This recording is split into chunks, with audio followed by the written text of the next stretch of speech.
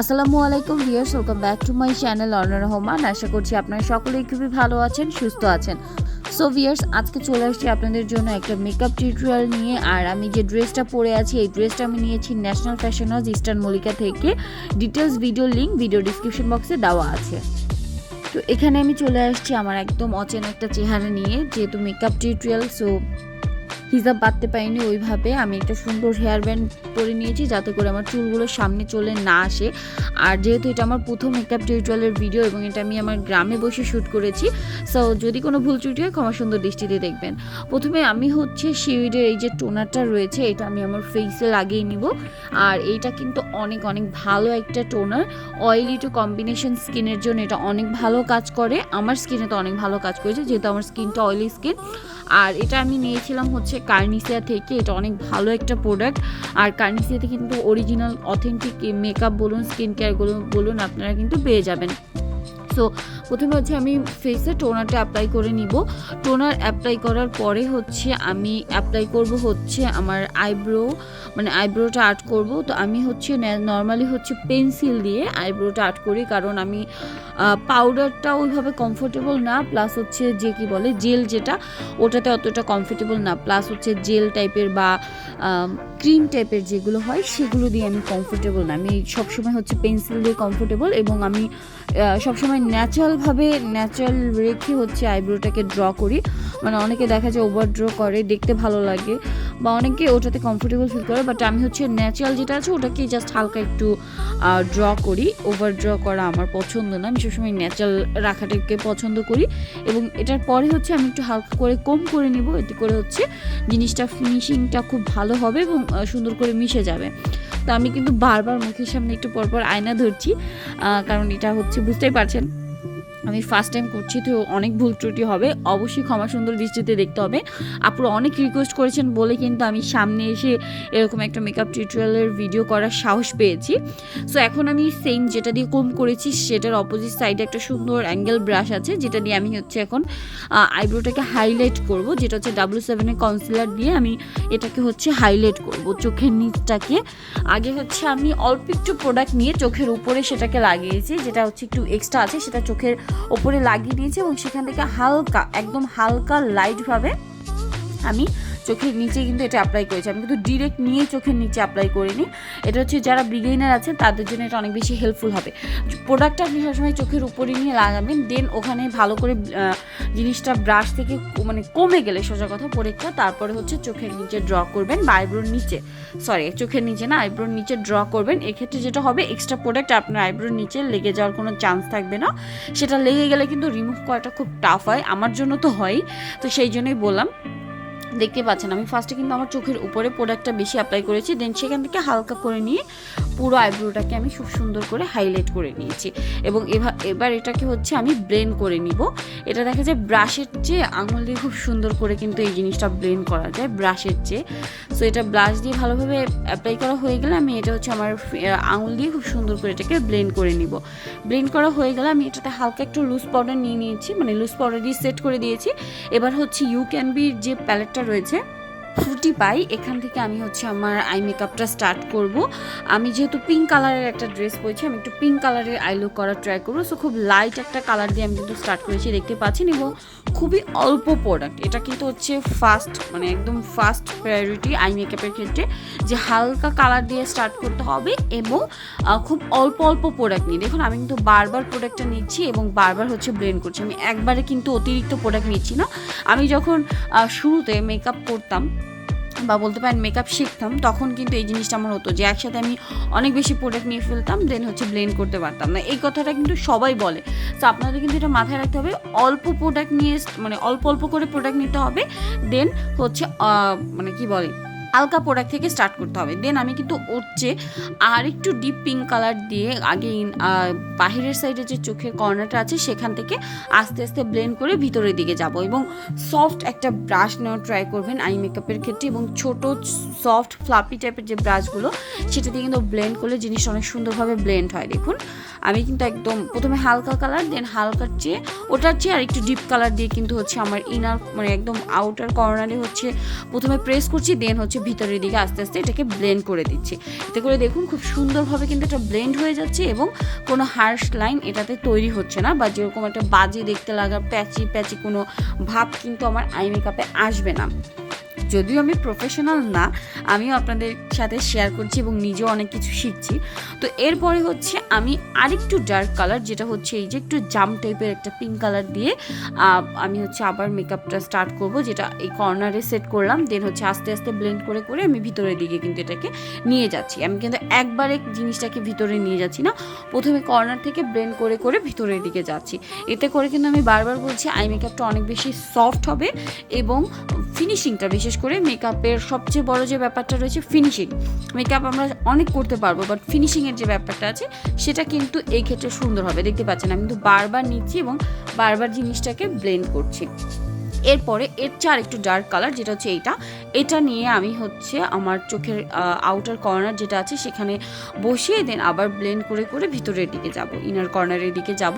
এই যে দেখতে পাচ্ছেন আমার খুব সুন্দর একটা কিন্তু লাইন তৈরি হয়েছে, যেটা দেখতে আসলে অনেক বেশি সুন্দর লাগছে। এবং আমার ড্রেস যেটা আমি পরেছি সেটা আপনারা নিশ্চয়ই দেখতে পাচ্ছেন, সেটার সাথেও কিন্তু এই মানে কালার সেটিংটা অনেক সুন্দর যাচ্ছে। দেন আমি হচ্ছে টেকনিকের এই প্যালেটটা নিয়েছি, এটার নাম মেবি ফুয়েল। সো এই প্যালেটটা আমি টপ 10 থেকে নিয়েছি, ঈদ উপলক্ষে আপনার ভাইয়া এটা আমাকে গিফট করেছে। আর এটার পিগমেন্টেশন জাস্ট বোল্ড, ঠিক আছে। যারা হচ্ছে গ্লিটার যে আইশ্যাডোগুলো হয় সেইটার পরিবর্তে কিছু চাচ্ছেন, মানে গ্লিটার আইশ্যাডো লিকুইড ভার্সন যেটা, সেটার পরিবর্তে চাচ্ছেন, তারা কিন্তু এটা নিতে পারেন। কারণ এই প্যালেটটা এত সুন্দর, আমার কাছে তো এটা অনেক ভালো লেগেছে। আমি লিকুইড আইশ্যাডোগুলো ওইভাবে অ্যাপ্লাই করতে পারি না বলে কিন্তু আমার কাছে এই টাইপের আইশ্যাডো প্যালেটগুলো অনেক বেশি পছন্দের। আর এটার যে কালার এবং পিগমেন্টেশন প্রত্যেকটাই আমার কাছে অনেক বেশি ভালো লেগেছে। আমি ভেবেছিলাম যে কাট ক্রিজ করবো, বাট যেহেতু আমি ক্যামেরা দেখে দেখে করছি এবং ফার্স্ট টাইম কাট ক্রিজ ওইভাবে করার সাহস পাইনি, তাহলে দেখা যাচ্ছে সব একদম হচপচ হয়ে যেত। যার কারণে হচ্ছে আমি টেকনিকের ওই প্যালেটটা দিয়ে মাঝখানে পিঙ্ক কালারের একটা সুন্দর আইশ্যাডো যেটা আমি অ্যাপ্লাই করে নিচ্ছি। এরপরে হচ্ছে আমি যে ডিপ কালারটা নিয়েছিলাম সবার শেষে পিঙ্কের, সেটা দিয়ে হচ্ছে আমি আমার যে গ্লিটারের যে আইশ্যাডোটা অ্যাপ্লাই করছি তার উপর দিয়ে এবং কর্নার দিয়ে খুব সুন্দর করে ব্লেন্ড করে দিচ্ছি। এতে করে কোনো হার্শ লাইন থাকবে না, দেখতে মেকআপটা বা আই লুকটা অনেক বেশি সফট লাগবে। আমি কিন্তু আমার মতো করে এটা এক্সপ্লেন করছি এবং আমি বারবার মুখের সামনে, মানে ক্যামেরা বলুন মুখের সামনে আয়নাটা ধরছি। এবং আমি এখানে হচ্ছে জাস্ট গোল্ডের যে আইলাইনারটা রয়েছে এটা কিন্তু অরিজিনালটা, এটা আমি চোখে অ্যাপ্লাই করে নিচ্ছি। এটা আমি চমক কসমেটিক্স থেকে নিয়েছি।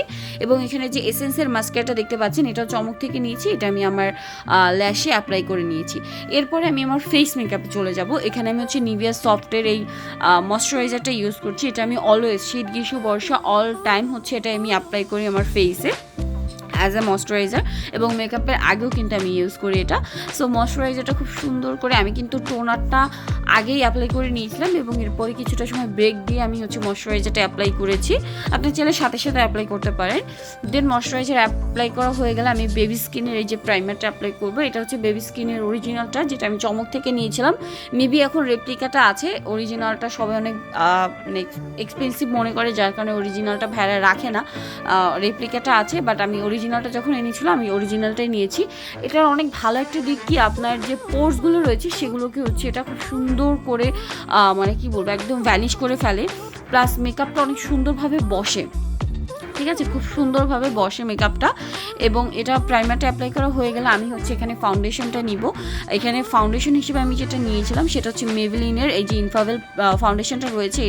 এটা রেগুলার প্রাইস হচ্ছে 1600 টাকা। আমি কিছুদিন আগে ঈদের মোটামুটি 1 মাস আগে এটা কার্নিসিয়া থেকে ডিসকাউন্টে কিনেছিলাম 1050 টাকা মতো প্রাইস।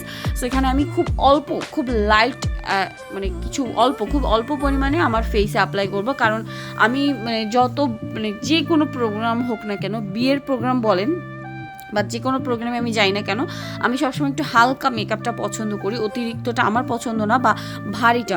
অনেকে ফুল কভারেজ হেভি একটা লুক চায়, অনেকে বেশি অ্যাপ্লাই করে, এটা যার যার পার্সোনাল চয়েস, বাট আমি খুব হালকা করতে পছন্দ করি।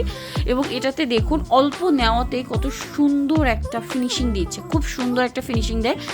দাগ, মুখে যদি কোনো দাগ থাকে সেটাও ঢেকে ফেলে, যদি এই মুহূর্তে আমার ফেসে দাগ নেই বললেই চলে।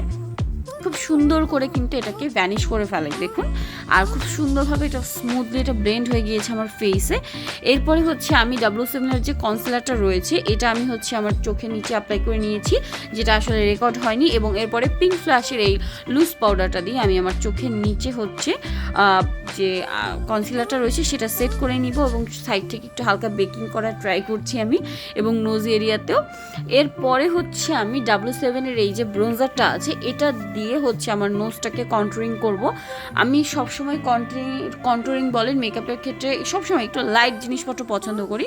আমি একদম ব্রোঞ্জারের কালার দিয়ে সবসময় কিন্তু কন্ট্রোরিংটা করে থাকি। আমার নোজ বলুন, ফেস বলুন, সবসময় আমি হচ্ছে লাইট কালার, এই জন্য আমি ব্রোঞ্জারটা ইউজ করি। খুব লাইট একটা কালার, খুব সুন্দর স্মুথ লাগে দেখতে, আমার কাছে ভালো লাগে, এবং আমার ফেসের লাইট মেকআপটা অনেক বেশি ভালো লাগে। তো এরপরে হচ্ছে আমি এরকম একটা সুন্দর ফ্যান ব্রাশ দিয়ে সেম W7-এর ব্রোঞ্জারটা দিয়ে হালকা একটু কন্ট্রোলিং করে নিব, একদম হালকা করে, যেহেতু আমি ফেস মানে হিজাব করবো, এমনিতে আমার ফেসটা তখন চিকনি লাগবে পরার পরে। এরপরে হচ্ছে আমি হালকা, একদম হালকা, তাও আমি হালকা একটু কন্ট্রোল করলাম ব্রোঞ্জারটা দিয়ে, দেখতে পাচ্ছেন। এরপরে হচ্ছে আমি আবার সেই আইশ্যাডো প্যালেটটা নিব, যেটা হচ্ছে ইউ ক্যান বির ফ্রুট পাই প্যালেটটা। এখান থেকে ডার্ক যে পিঙ্ক কালারটা আছে এটা দিয়ে আমি হচ্ছে আমার চোখের নিচে খুব সুন্দর করে একটা মানে কি বলবো আইশ্যাডোটা অ্যাপ্লাই করে নিব, যার কারণে চোখটা একটু বড় দেখতে লাগে এবং আই মেকআপটা খুব সুন্দরভাবে ফুটে ওঠে। এই যে দেখুন খুব সুন্দরভাবে ফুটে উঠেছে। এরপরে আমি একদম ডার্ক একটা ব্রাউন কালার নিই, এই কালারটাকে একটু ব্লেন্ড করবো, এতে করে এটা দেখতে অনেক বেশি সুন্দর লাগবে। দেখতেই পাচ্ছেন এটি একটু ব্রাউন কালার নিয়ে কিন্তু আমি এটা করছি, যার কারণে চোখের নিচটা দেখতে অনেক সুন্দর লাগছে। এরপরে আমি এক্সট্রা একটা ব্রাশ দিয়ে চোখের নিচে যে এক্সট্রা লুজ পাউডারটা আছে সেটা ঝেড়ে ফেলবো, নাকেরটা এবং ফেসেরটা ঝেড়ে ফেলবো। দেখুন আমার মেকআপটা কিন্তু খুব সুন্দর লাগছে এবং স্মুথ লাগছে। এরপরে কোনো একটা সুন্দর ফ্লাফি ব্রাশ নিয়ে আমি হচ্ছে ব্লাশ অ্যাপ্লাই করব। এটা হচ্ছে ওয়েট অ্যান্ড ওয়াইল্ডের একটা মানে ব্লাশ, এটা আমার খুবই পছন্দের একটা ব্লাশ, খুব মানে সফট স্মুথ একটা মানে ফিলিং দেয়, সাথে এটা কিন্তু বেক টাইপের মানে হালকা একটু চিকচিক টাইপ হাইলাইটার টাইপের, মানে এটা একটু হাইলাইটও করে। অনেকে দেখা যায় জাস্ট এই ব্লাশটা যদি আপনি অ্যাপ্লাই করেন তাহলে হবে, হাইলাইটার ইউজ করতে হবে না। অ্যাজ ইউজুয়াল যদি বাইরে যান হালকা একটু ব্লাশ অ্যাপ্লাই করতে চাচ্ছেন, এই ব্লাশটা অ্যাপ্লাই করলে কিন্তু আপনার হাইলাইটারের প্রয়োজন হবে না মানে রেগুলারের ক্ষেত্রে। তো এটা আমি চমক থেকেই নিয়েছিলাম, আমি ম্যাক্সিমাম প্রোডাক্টগুলো চমক থেকেই নিয়েছি যেহেতু আমি ওখানে ভিডিও করি। সো দেখতে পাচ্ছেন ব্লাশ অ্যাপ্লাই করা শেষ। এরপরে আমি এরকম একটা সুন্দর সফট ফ্যান টাইপের যে ব্রাশগুলো আছে এটা নিব, এবং এই যে হাইলাইটারটা রয়েছে এটা হচ্ছে মেবি ওয়েট অ্যান্ড ওয়াইল্ডের, এটা দিয়ে হচ্ছে আমি আমার ফেসে দেখুন খুব সুন্দর কিন্তু এটা পিগমেন্টেশনটা অনেক হাই।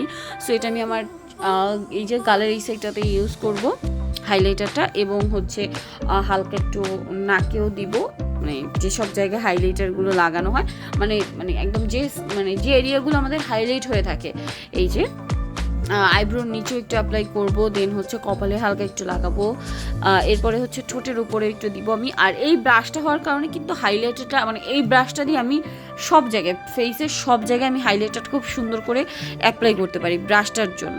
এখন আমার মেকআপ একদম ডান। এরপরে হচ্ছে আমি আমার সেটিং স্প্রেটা অ্যাপ্লাই করবো, যেটা হচ্ছে রেভলিউশনের, আর এটা আমি চমক থেকেই নিয়েছি, হাইলাইটারটাও চমক থেকেই নিয়েছিলাম। সেটা অনেক সুন্দর একটা স্মেল, আমার কাছে ভালো লাগে এটার স্মেলটা। এরপরে হচ্ছে আমি নিউরের একটা লিপস্টিক ইউজ করবো, যেটা দিয়ে হচ্ছে আমার লিপটাকে হচ্ছে আর্ট করব, এবং ফ্লোমারের এই লিপস্টিকটা যেহেতু আমি আই মেকআপটা অনেক গর্জিয়াস করেছি, ফ্লোমারের এই লিপস্টিকটা একটু লাইট কালারের লিপস্টিক দিয়ে আমি আমার মেকআপটাকে শেষ করব। এরপরে আসছি ফাইনাল লুক নিয়ে।